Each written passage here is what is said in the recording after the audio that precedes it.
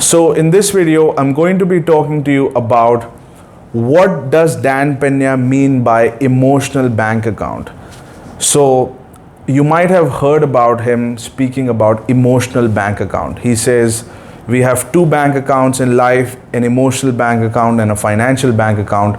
And the reason our financial bank account is low is because of our emotional bank account. So what does he mean by emotional bank account? It's something to do with your self-esteem and self-confidence, and how quickly do you get drained, or how quickly do you get bogged down or disheartened or emotionally drained.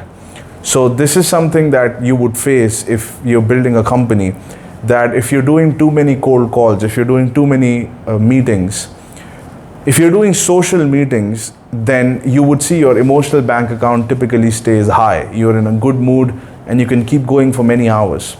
But for whatever reason, when it comes to work, when you go meeting after meeting, you tend to get more and more drained. And this is something that I noticed happening when I was doing hundreds of presentations. I would feel extremely drained. Even if I do a couple of meetings, I would just go off to sleep because the whole room would be shaking and I'm feeling anxiety and all kinds of emotions. So why does that happen? And what exactly is that? And we had this in our weekly reporting system that Dan Pena provides, is that you have to write down every day, how did you feel emotionally, or what was your emotional bank account? Was it full or was it low? And there is a certain pattern that happens is when you're winning and when you're getting a lot of things done and you're getting a lot of yeses, the emotional bank account goes up. And when you spend a lot of time in business meetings and nothing comes out of it, your emotional bank account goes down. And when your emotional bank account is down, it's very difficult to pick yourself up and go at a very rapid pace the next day. So how do you take care of the emotional bank account? Why does it go low, and how to keep it high all the time? So this has something to do with how much do you allow the person in front of you to shit in your space, in your mental space, to keep talking, to keep bullshitting you, to keep going on and on when they have no intention of making a deal with you. If they have nothing productive to offer, nothing constructive, and they use your time and your listening to keep talking, and you allow them to talk to you in that manner. It could be a banker, it could be a board member, it could be a seller, it could be someone from your personal life.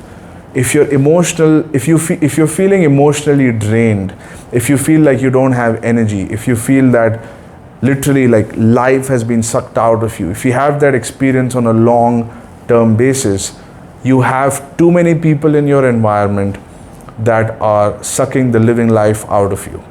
We call them leeches or energy suckers, or who I'm talking about. You could have them in your personal life. It could be your girlfriend, mother, father, whoever, maybe at your work, your boss or your colleague. It could be some of your friends who are complaining, or even in business deals, you have some bad customers that don't want to do a deal, they just want to talk to you. If you allow time, if you give them time, if you're too generous with your time with these people, you're going to feel extremely drained and extremely exhausted. And you're not going to have the energy to close deals, to be productive, to make a lot of money, and to do a lot of deals, right? So how do you manage this is by having boundaries. You cannot just let people keep talking. You have to cut them out, and you have to bring them back to reality and move them forward on the agenda, if you have an agenda. Another thing that you can do is, before every meeting, you have to assess, is there a deal possible with this person or not? Or is this meeting just going to be a complete waste? A lot of the times you know this before you even jump on the meeting. If you know that nothing productive is going to come out of this meeting, you should not go to the meeting. During the meeting, if you think this is not going anywhere, stop the person and say this is not going anywhere, and just excuse yourself and leave. Don't waste your time. The more time that goes into every conversation, the less energy you have. You can make the money back, but you can't get your time back. You can't get your energy back. You have to use your energy very conservatively. You have to use your power very conservatively. You have to keep it very dear to you. It's your life. It's not, there is going to be one day where you don't have this, right? So you have to have very firm boundaries. If the people in your life are not linked with your goals, you have to cut them out. And you will see one by one, as you get rid of people, you will see you have a lot of energy. And as you have clear direction, and every conversation is structured around some kind of a financial gain for you and a mutual benefit, then you would see, and every meeting that you take has a specific agenda, and if there is no possibility of deal, you don't waste time and you move ahead. You will see that your emotional bank account is going to really stay at the top. So that's what an emotional bank account is, and how do you manage it is by having very firm boundaries, by having a no nonsense attitude. And if you see in your emotional bank account, you should rate yourself a 5, 6 or 7 or 8 or 9. You will see that the days it's low, you have spent time with somebody who has been whining in your ears too much, and you spend time with the wrong person too much. And what you're spending is not your time, what you're spending is your life. That little segment of time that you spend is actually your life, and you got nothing out of it. And that's why you feel drained. And that's why when you go on to the next meeting, which may be a productive meeting, you are not at the top of your game. So you have to manage this extremely carefully as an entrepreneur who's on a mission to build wealth. You have to make sure every meeting has an agenda with an outcome attached to it. You want to have outcome-based conversations. I was once in a negotiation. I was in a conversation with a $1 billion group. I was making a lot of cold calls, and I got a meeting with this clinic, which was a part of a big hotel. So there was a hotel, and on the ground floor there was a healthcare clinic. First time I saw this. And this hotel chain is a $1 billion group, and the clinic was owned by the hotel. So if I had to get into a deal, I have to get into a deal with the owner of this hotel chain. So I was with the CEO of the clinic, and I asked him, when can we meet the owner? And he said, well, you will have to go through a procedure where you have to send an agenda, you have to send a company profile, and a bunch of things. So before the meeting starts, the owner will know exactly how the meeting would go. At what point we would introduce ourselves, at what point we would discuss the intention, at what point we would talk about the numbers, negotiations, and all the parties can be prepared so that that time is spent effectively.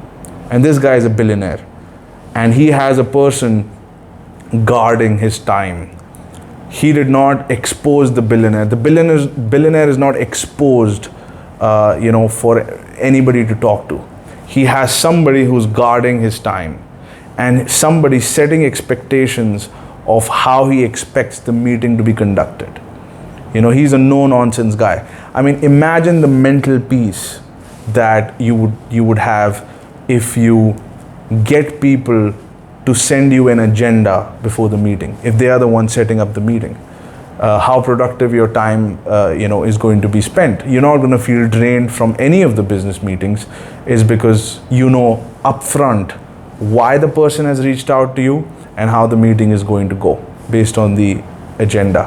And this should be the same protocol that you follow even with your family and friends. And that's one of the things that Dan Pena talks about and has recommended strongly to his mentees, is that whenever a family member calls or a friend calls, they have to declare and disclose why they want to talk to you.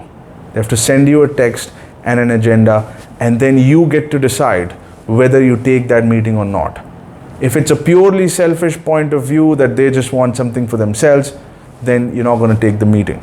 If the meeting is related to something that's mutually beneficial, you can fulfill your goals and they can fulfill their goals, and you have a pre-agreed agenda of how that time is going to be spent, then you know what you're walking into.